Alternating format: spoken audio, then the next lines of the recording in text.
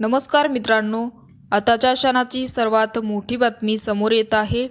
चला तर जाणून घेऊया काय आहे आजचा स्पेशल रिपोर्ट.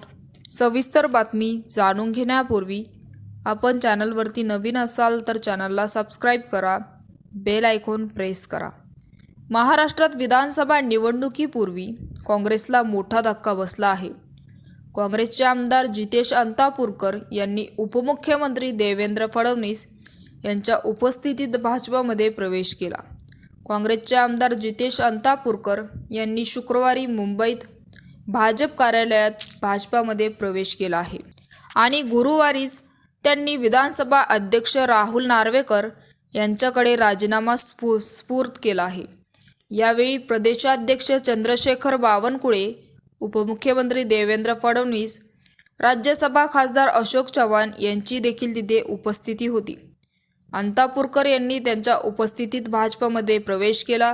अंतापूरकर हे अशोक चव्हाण यांच्या अत्यंत जवळचे मानले जातात. यावेळी शिवरायांच्या पुतळ्याची पडझड झाली तेव्हा पंतप्रधानांनी मनापासून माफी मागितल्याचं देवेंद्र फडणवीस यांनी म्हणाले. शिवप्रेमाची जनतेची आणि शिवाजी महाराजांची माफी मागितली कारण तो आपला पूज्य देव आहे.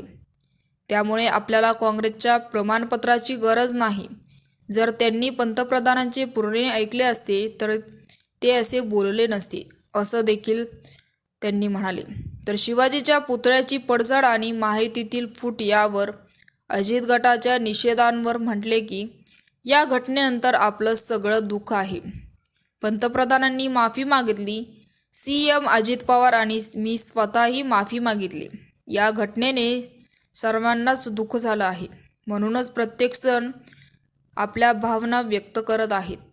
प्रत्येकाच्या स्वतःची पद्धत आहे. भावना व्यक्त करल्याने महायुतीत तिढा निर्माण झाला आहे, असं देखील योग्य नाही, असं देखील त्यांनी म्हणाले. तर मित्रांनो, याविषयी आपलं काय मत आहे आम्हाला कमेंट बॉक्सच्या माध्यमातून नक्कीच कळवा.